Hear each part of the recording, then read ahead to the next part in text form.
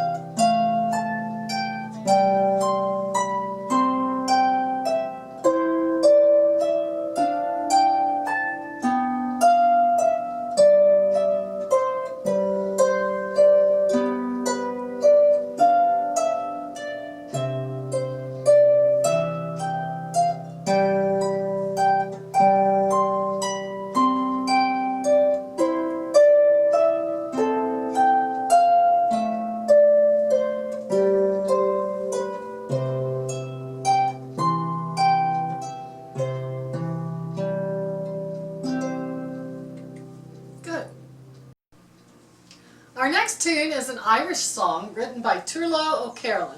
Remember, he was the famous blind Irish harper.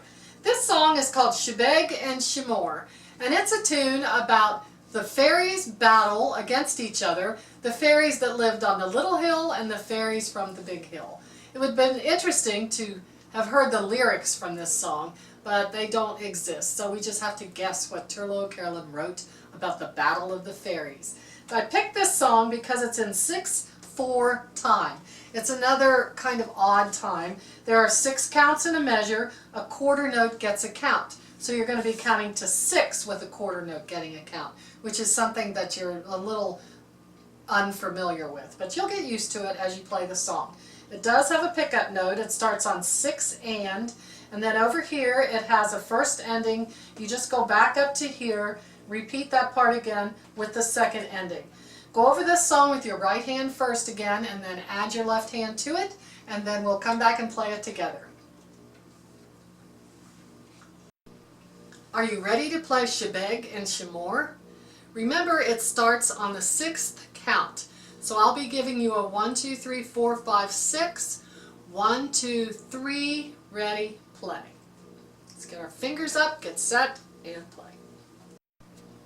1, 2, 3, 4, 5, 6. 1, 2, 3, ready, play.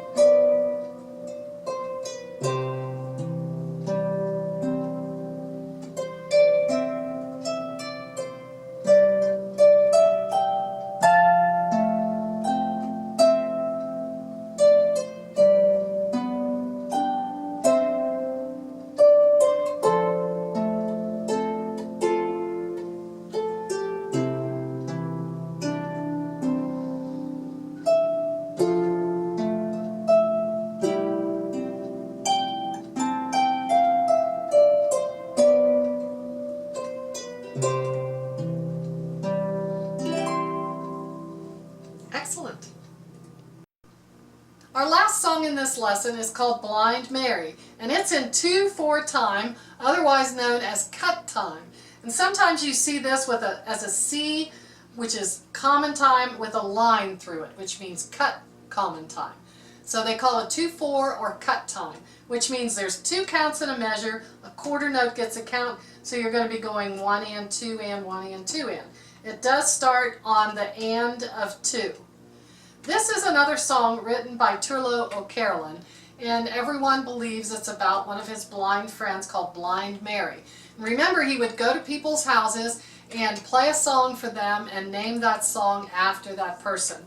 So Blind Mary's a beautiful song. It doesn't go too fast, but we're going to do it extra slowly as we have all the rest of these songs.